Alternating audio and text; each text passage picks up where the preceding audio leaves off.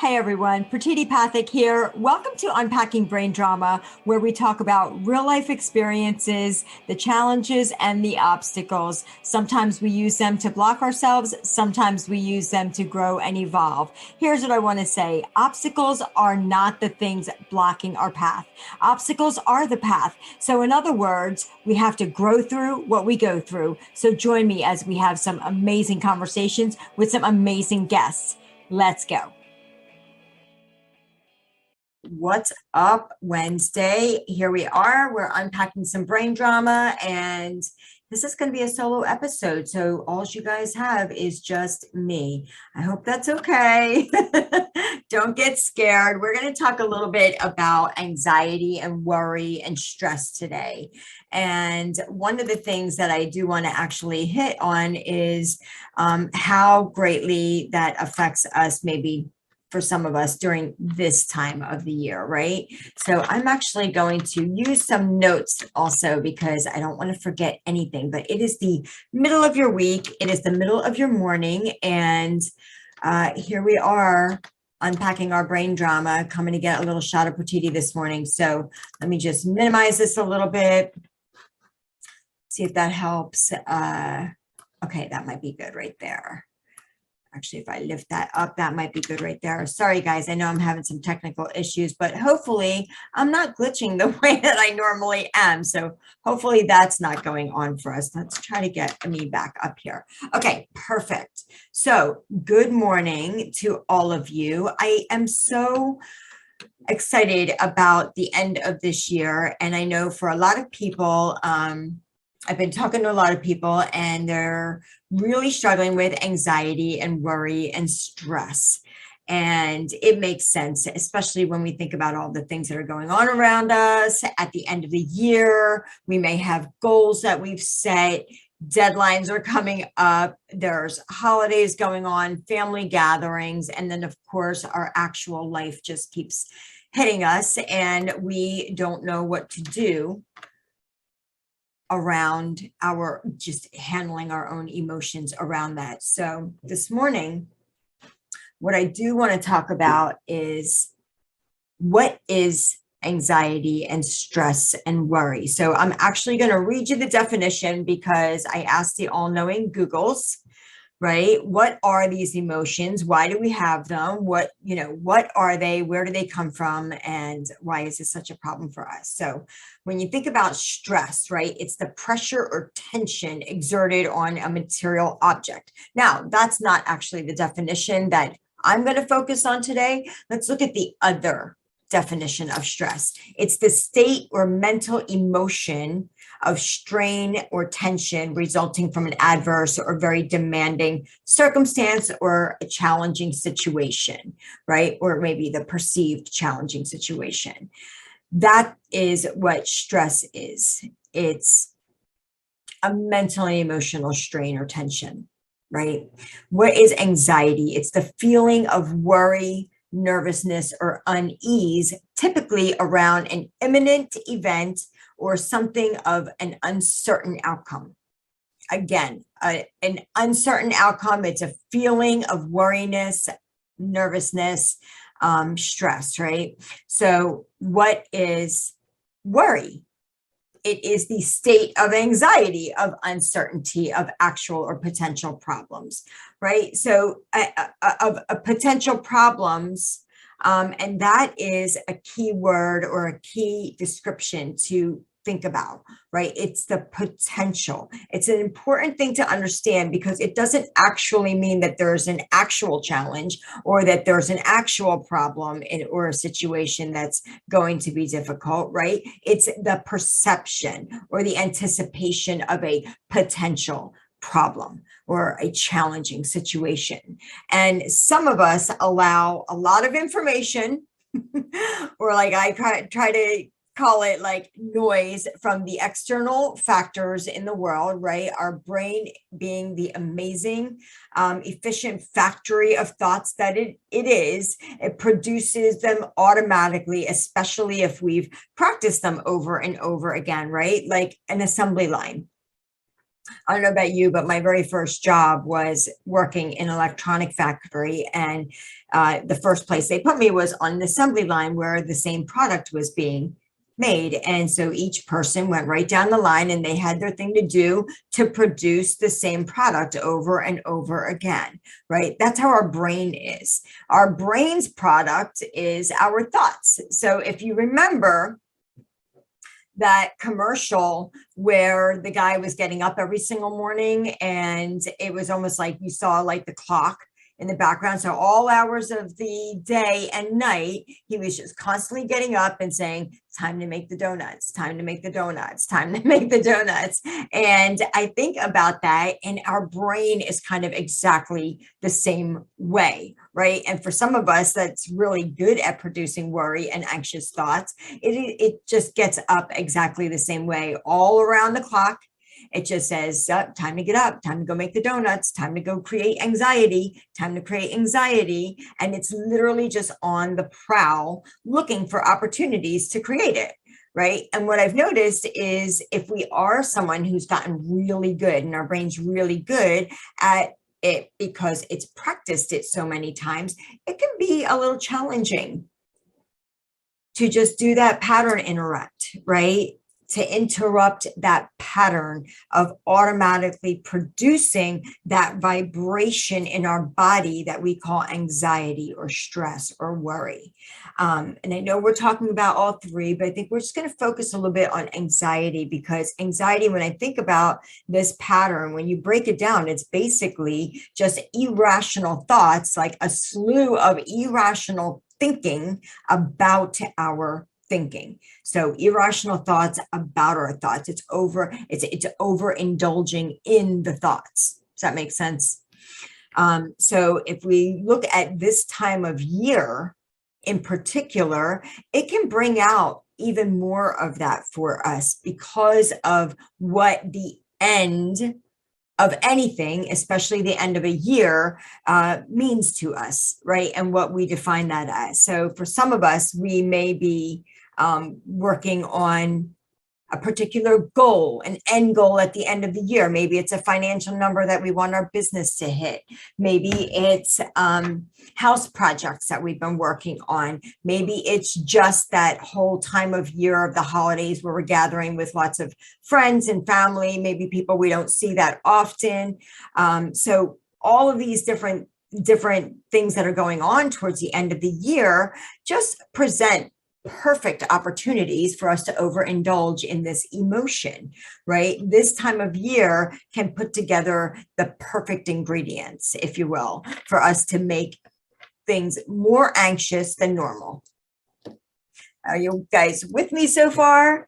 You think about family gatherings, holidays, presenting people with maybe gifts or travel. Travel is a big one. Year-end goals, as I mentioned, or home projects. Sometimes the home projects bother us even more when we think people might be coming to our home, right? So we're like the anticipation of what it might be like, how somebody might behave, things that might be disappointing to us. Anxiety is kind of like a blanket. I like to look at it as like this blanket over top of many emotions that are kind of hiding underneath the blanket, right? And when I think about those emotions, and for anybody who is interested in expanding their vocabulary around their emotions, definitely send me a direct message or even comment on their like, yes, I want the emotions list, or anything like that. I have an amazing list of emotions, and it has been super helpful in just understanding very detailed way of what exactly I'm feeling, not just happy, sad, angry, mad.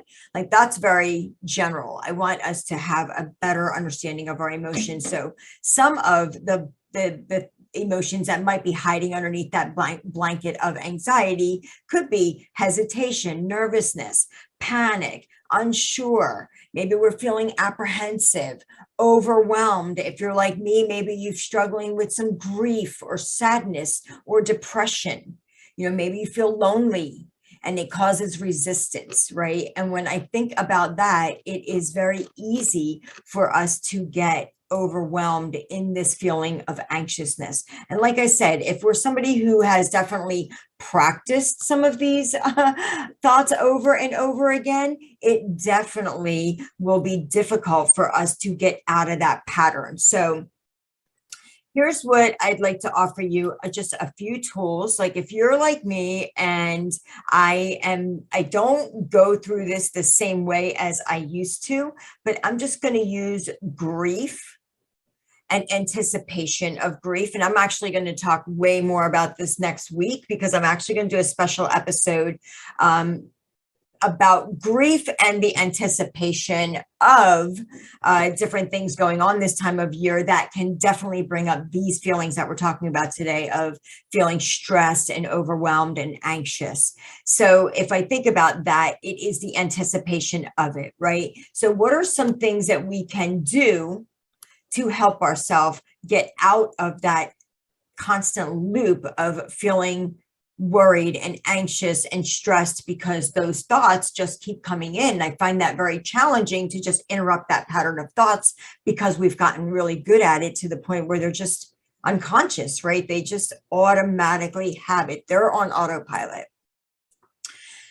One of the things that I have found is anytime you ever want to change anything in any area of your life, the first step to that, the first part of that is awareness. You cannot change anything to something new if you are not aware of what is currently going on for you. Does that make sense? So how do we do that? How do we actually become aware of what we're doing or what we're thinking? In this case, right, it's a practice thought pattern. Now, it may lead to different things that we do automatically or things that we don't do, like maybe avoid or resist. But it first starts with the pattern of thinking. That's what creates this pattern of emotion, which is anxiety, stress, and worry or overwhelm. And then that is what creates the pattern of what we do or don't do. Okay. So let's go back to the beginning of it, which is the thought. Like there's things that are going on that we don't have control over, right? Holidays are coming, no control. It's the end of the year, no control. Maybe we have to get together with family that we don't really want to. Not sure if you have control over that or not, but you can definitely set some boundaries around that. And we can talk about that if you'd like as well. But let's go to how do we decide how we want to think about it. First step is being aware and understanding and figuring out what it is that we're currently thinking about it. And sometimes, and so many times actually, we just don't even know what the answer to that is. So here's how you find the answer. You get a piece of paper and a pen and you do what we call a thought download. You empty your brain onto a piece of paper. Some people like to call it a brain dump, whatever you like to call it. It's basically taking all your thoughts without thinking about them. And I know that's kind of a funny way of saying it, but just start writing. What am I thinking about? And just start writing and let the thoughts just pour out of you. Even if you get to a pause and you're like, I don't have any more thoughts, just say, well, what am I thinking about this? What am I thinking about that? And your brain will answer. Now, I know what you're going to want to do as soon as you start writing. You're going to want to edit the thought. Don't try to edit it. Just allow it to be there. And just write it down exactly the way it is. Don't forget, you are not your thoughts. You just have thoughts. You have 60,000 of them every single day. Majority of them are unconscious and just practice, repeated, right? And you don't even know that they're happening. That doesn't mean that they are defining you. It's just getting some awareness around why you're feeling the way you are. It will become very obvious when you see all the thoughts that are going through your mind. So once you do that, it can be a really great tool to understand what's happening inside our mind and what those thoughts are producing in our bodies. So when I think about our emotions or our feelings, they are vibrations or body sensations in our body. right? When I think about my ex-husband who struggled with anxieties, or anytime I've ever had anxiety, because we all have. I've had a couple of panic attacks that actually landed me in the hospital 2 times, and we didn't know what was going on. They're like, well, it's nothing physical. I'm like, so what are you trying to say? Is there something wrong with me psychologically? But it was just a panic attack. And how that felt vibrationally in my body was, it felt like clammy skin, you know what I mean? I felt like sweats and like hot and cold flashes, maybe. It felt kind of dizziness, it felt like my heart was racing and just going to pound out of my chest. It might have felt like my chest was constricting, like if I think some of the descriptions that other people have given me as well, like you felt lightheaded and dizzy. You felt tightness in your chest. Maybe your heart was racing and beating super fast. But we're making this to be a problem, and it literally can feel like we're going to die, right? But the really great news, here's the good news about it, is that we are actually the ones that created that atmosphere in our brain that resulted in a physical reaction from our body, which is really great news, because if we're the ones that are creating it by how we are choosing to think about it. Now, I know that I said that these thoughts, because we've repeated them so many times, they've become unconscious and repetitious, right? We're not even sure that we don't even, they're on autopilot. But we did originally choose that thought. So when I think about it that way, we now know that we originally thought it. The only reason it's on autopilot now is because we repeated it so many times. It's like riding a bike. Once you've done it, fallen down, done it, fallen down, done. Once you've repeated it, now you're good. Your brain doesn't even have to think about it, right? That's how this is. So if you don't have to think about it anymore, it becomes unconscious. But now we've taken a look at our brain on piece of paper, and we can actually now see it in front of us. Now we can see, oh, these are the thoughts that we originally at some point chose to think. So how do we want to choose to think about it now? Now, you may still want to think about it the same way. I don't know. But are these thoughts that are serving you? Are they helping you get to what you need to get to, right? Because don't forget, we're anticipating bad things happening. We're anticipating problems. We're anticipating it being hard or challenging, right? When I think about me being a mother who's gone through loss, and I've struggled with grief and sadness and loneliness and emptiness, right? Going to a family gathering may seem very challenging for us because of what we think, the perception of how we think we might feel when we get there. And that may end up being true, and that may end up not being true, but we don't even know it. So we create a lot of anxiety ahead of time. That's completely unnecessary. There's no need to be worried about it until we're actually there. What we can do is create some awareness around what we're thinking, and then decide if that is actually how we want to be thinking.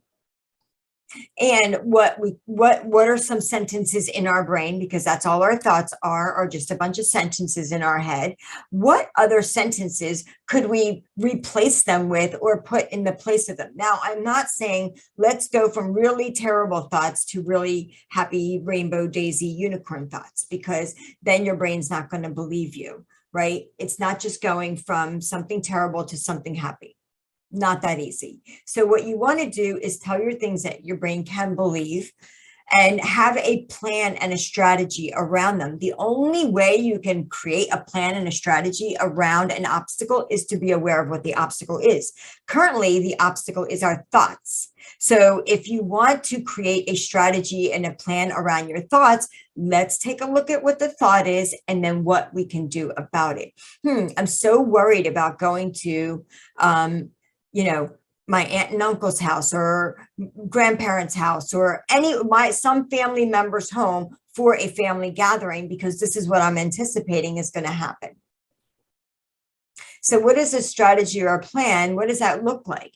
Maybe you can decide ahead of time, I'm going to stay for this dinner. I'm going to meet and greet. I'm going to stay for the dinner. And then I'm going to let them know ahead of time that I may only stay for this amount of time. Maybe you let them know ahead of time. Maybe you tell them when you get there, hey, I'm only going to be here for about an hour and a half, whatever that is, right? If you're getting there, if dinner is at 6 o'clock, maybe you don't go at 4 o'clock in the afternoon like everybody else. Maybe you get there at 5:30, kind of say hello to everybody and make the plan to have the dinner. And then maybe shortly thereafter, you end up leaving. And that way you got to go there. And then if you decide that you're feeling fine and everything's great, you of course can stay, right? But creating that plan around what you're going to do when you get there and how long that's going to be, and really looking at what your definition or what you're going to define that night to look like.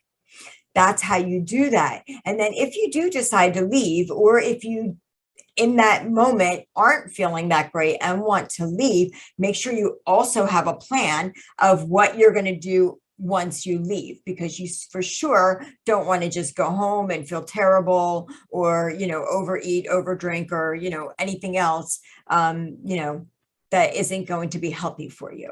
So make sure you have a plan of action to be able to carry that out. One of the things that I've always found to be really great advice, and I've also given it to hundreds of people, is if you're in a situation like that where it's about grief and not knowing if you can handle being at the family gathering or at any event, maybe it's a holiday party, whatever it is,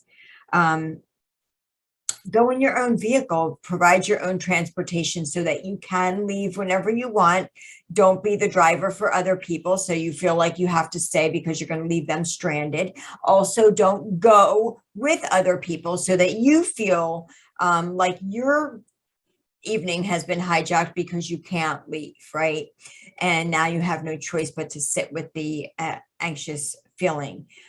So I think that is a really good way of dealing with our anxiety. Let's take a look at what we have on that. What's it called, on the belt of the what did I call that earlier, people? The assembly line. Like, I can't even think about what I was saying. So the assembly line, right? Let's take a look at what thoughts. Look at them as like little pieces of paper with sentences on them. They're just going down the assembly line, and pull the ones off that are creating the anxious feelings for you. Take a look at them and then replace them on the belt with other positive thoughts that can help you through it. Now, a thought might be, this is going to suck. Going to this event, being at this thing is going to be terrible. That's probably not a thought that's going to be serving you. So what is a thought that you could put in place of that? For sure, it's not going to sound like, I'm going to have so much fun, right? What this could look like, and I'm just going to use an example of grief in this particular example. But if you are somebody who's thinking that this is going to be terrible or it's going to suck because everybody's going to be there and maybe your loved one is not going to be there. Maybe you've lost a partner, a child, a parent, a grandparent, anybody. I know we've all gone through so much loss, and especially in these past few years. And it might be a difficult time around a holiday table or a family gathering when your person is not there, right? So what that could look like is, number one, when we're talking about grief, a lot of times nobody wants to address the elephant in the room, which is the person that's not there. So they want to make that mean that, our person's not there. But what I have done in my own personal situation is, at a family gathering, I have decided, hey, I'm only going to stay for this much time. And then also, Is it okay if I'm the one who says the prayer or the grace at the table or the blessings at the table? Because don't forget, this is also the time of year, which literally should be all time of the year, is a time of gratitude, which is something you should have in your heart all of the year, all of the time of the year, right? But when you think about gratitude, what is the one main thing that I'm grateful for, especially around the person I've lost, right? For me, it's my son. And I'm so grateful not only for having him and the time that I got with him, but the relationship that I had, the connection I had, the depth of that relationship and connection, the bond that we share, right? We are energy. We are spirits of energy, right? We are made up of energy and vibration. So that in itself, this is why we say, oh, I can still feel them with us. It's because their energy is still alive. And the one thing that we're grieving the most is that we think they're no longer here, right? And that they're no longer alive. So how do we keep them alive is by having conversations about them, right? Like I'm doing right now. He's very much alive in my mind, in my heart, in my body, and he elevates my vibration and my energy level because I am talking about him. It's the way that I honor and cherish him and us and our relationship. So maybe you say that grace at the table. Maybe you remind everybody, this is a time of gratitude. How would we feel if one of the people at the table right now weren't here at next year's table? So this is also a moment to remind us that the person that we've lost has also reminded us and brought back to us in our awareness on how precious life is and also how uncertain it is. So when I think about that, what a beautiful opportunity to deeply connect with the people that are at the table versus only focusing on who's not at the table. But by doing that, you actually bring them back onto the table. Does that make sense? And that could be hard. And for some of us that are early on in a grief stage, by all means, cry through the entire thing as you say it.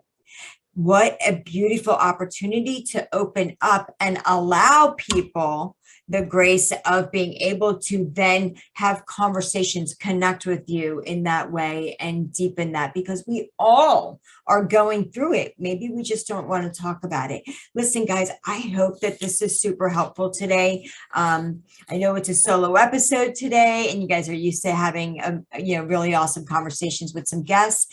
But this is so important to me, obviously so dear to my heart and so close to home for me that I am going to, I am a time creation coach. I am also a realtor with Keller Williams, and I love serving people and being a support system for people. And no matter what we're going through in life, especially when we're buying and selling homes, it's because of life changing, right? There's reasons why life changes for us on a regular basis. Someone comes, someone goes, right? Marriages begin and end. So all of these things happen, and they're all the reasons that we have really amazing moments in our life.